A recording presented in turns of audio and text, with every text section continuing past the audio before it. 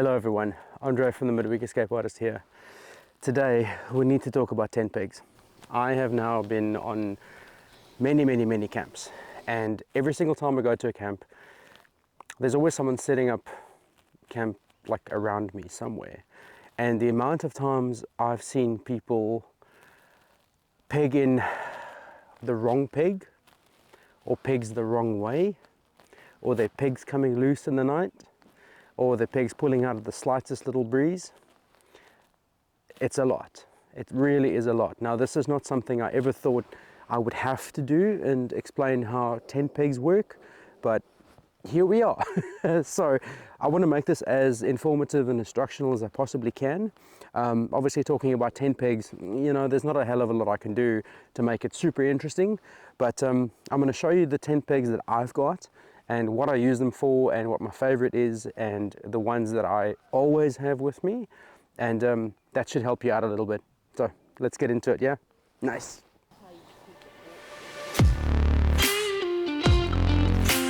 Okay guys, so what we've got here is a selection of most of the pegs you'll probably ever need. I'm going to start off here on the left.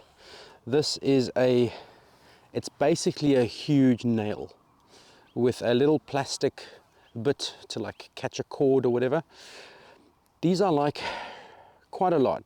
They're from Bunnings, our local hardware store, and as you can tell, it's basically just one long nail with a little bit of a plastic bit at the bit. Now, these are quite cool. I do like them a lot. They're incredibly heavy duty, but when we went to Coffin Bay National Park, I couldn't get these into the ground. That should tell you how incredibly hard that soil was. And I was super confident taking these, but I couldn't get them into the ground. There were maybe one or two spots I could get them in, but the rest of it, we just had to use rocks and just weigh things down. So even if you're buying something as heavy duty as this, you're not always guaranteed to get it into the ground where you're going to be. All right, so that's number one. From there, you go into something like this. These are quite cool. You're intended to sort of screw this into the ground, all right? So if you run into a situation like I did at Coffin Bay where these won't go in, this is your next option. So give it a couple of taps, and then you've got to hand crank this into the ground. Now, it's a lot of work. I'm not going to say it's easy. These are an incredible amount of work, and if you've got to put in 10 or 20 of them, man, that's going to take you a long time. So they do have a little ratchet, a little sort of screw thing here, which you could use a power drill and just drill them into the ground. A plus, but if you don't happen to have a drill with you, you're going to do it by hand. It's a lot of work, but they are incredibly strong and they'll hold everything down in hard ground. So yeah, it might be useful to have a couple of these in your kit bag. They're not expensive. I bought a box of 20 of them for like 14 bucks or so. So quite like these, I recommend them. Good to keep a couple, especially for your sort of more essential kind of guidelines. Good job. Next up, we've got the Old Faithful. This is a steel peg. Now, I'm not a big fan of these guys. So as you can see here, this bend where you're meant to knock it in, it's got a curve to it. So whenever you're hitting it with something hard, it's very easy to sort of, you know, get your angle wrong and you end up bending them. Now these do tend to bend pretty easily, which is very surprising, but they do. I mean, just look at this guy. I mean, he's definitely not having a good time. So I would steer clear of these. They look very heavy duty and they look great, but they're just not awesome. So this style of peg, which is sort of, you know, you get the smaller ones normally with your tents and stuff, and then you go and you buy a more heavy duty version of it, I'd steer clear of this.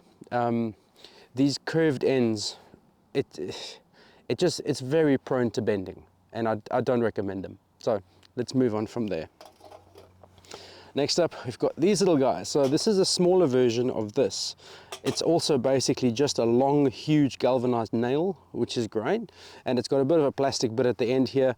Now, I wouldn't worry about this little plastic bit. I mean, it's going to break and it's going to fall off and you're going to lose them. That's fine. If you put this peg in the right way, it should still hold whatever you've got attached to it. These I would also recommend putting in like all the way. So if you've got something attached to it, it's not going to like flip off.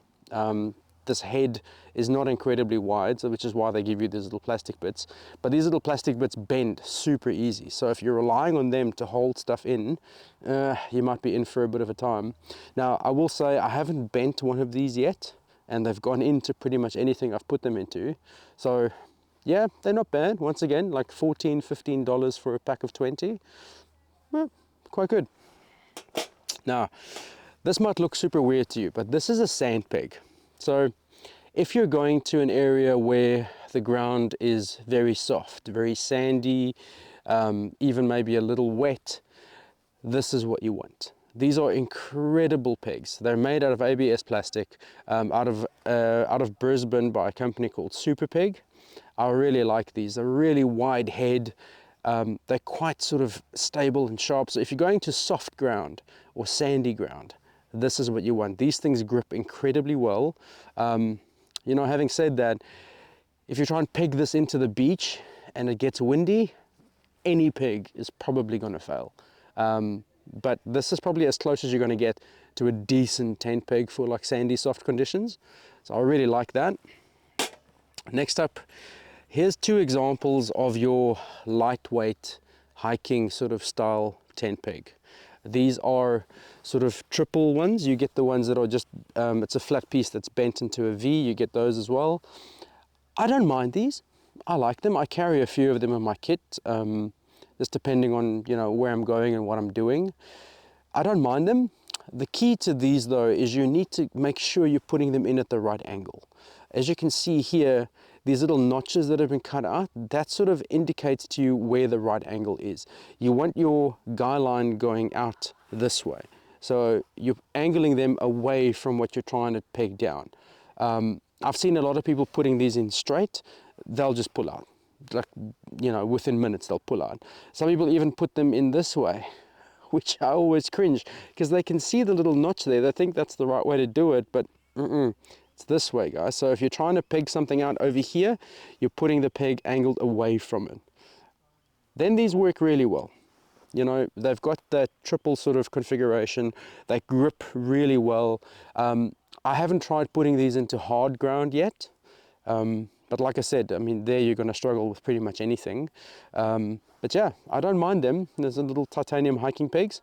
If you're going to get these, if you're going to buy them, if they don't come with your tent and you're looking at purchasing these, make sure you're getting titanium ones. They might cost you a little bit extra, but they will last you a lot longer and they're less likely to bend than aluminium. These are both aluminium pegs. So, you know, if you're putting it into the ground and there's a rock under it and you hit it hard, you could bend a lot of these little ends. You know, just something to keep in mind. Most of them do come with these little rope pulls. That's quite useful because, as you can see, there's no other way to like actually grip them out. So these little rope pulls are quite cool. So yeah, hiking aluminium tent pegs. Good job. Now, I'm going to show you this guy. So this is my favorite tent peg. The best one I've ever had. I've got 20 of them and I love them to death. So this is a forged steel tent peg. It's brilliant. It is incredibly hard. You can put this through concrete if you have a big enough hammer. They're brilliant tent pegs. It's got a little pull here, so you can either attach a cord or you can loop your mallet through it. It's got a hook here for attaching, you know, keeping your guy lines in place. Once again, if you're trying to tie something off over here, that's the angle. The rope hooks there and goes across, not this way, and not this way, and not that way, with the rope coming off here. That's how you use these guys. So this is the smallest one out of the ones that they make. I bought this from a company called Drifter. They're based in Australia, a really cool company. They make these, and these are incredible tent pegs. They're a little bit heavier, so I mean, you can't compare these two. There's no way like this is going to weigh what this does. So they're a little heavier, but man, I have never had these fail on me. I've only had one time when one of these pulled out of the ground. It was because it was very soft ground and a little wet. Because these are round, they don't offer a lot of resistance. So in softer ground, these might pull out. Yeah, that's why you got these. But other than that, they've never failed me. I've been able to put them into everything, and I've only had these a couple of weeks now, so I haven't really tested in all conditions, but everywhere I've been, these have been working well. I really like these pegs. They're fantastic pegs.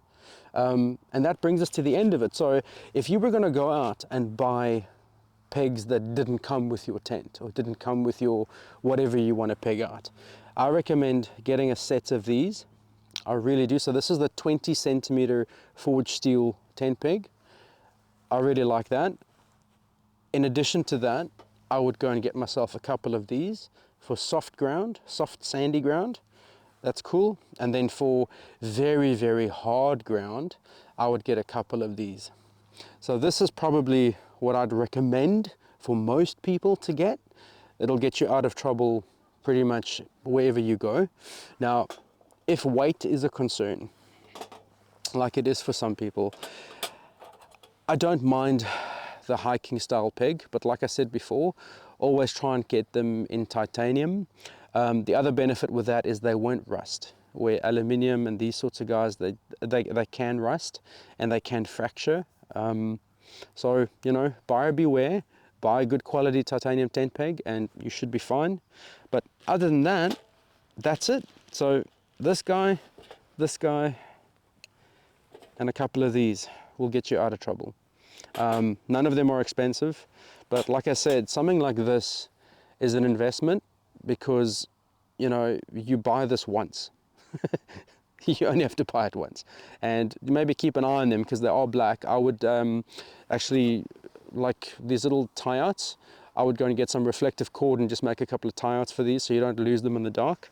But yeah, if you're going to go out and buy one peg, this one from Drifter, maybe in your country, wherever you're watching this, there might be another alternative, or have a look on eBay or Amazon, but it has to be a forged steel peg. Some of them, they are cast. Now, a cast peg is not going to be as strong as a forged steel peg. I don't have to explain to you what the difference is between those two, but always try and look for forged pegs. Yeah, my thoughts. These are great. Then just in closing, one thing I wanted to chat to you about is having a decent camp mallet. Whenever I see people trying to knock tent pegs into hard ground with a plastic mallet, I always die a little bit inside because I can see the pain and frustration that they have to go through to get those things in. You know what, just get yourself a decent camp mallet. These things are incredibly useful. You can use them for all sorts of different things.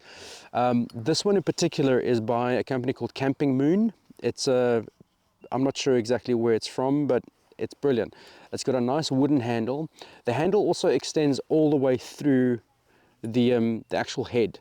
And I think that's important because, you know, if they don't do that, it's very easy to break this handle off. And if you break that handle off, the hammer is pretty much useless and you have to find a rock or something else to hit your pegs in with. It's not a great thing.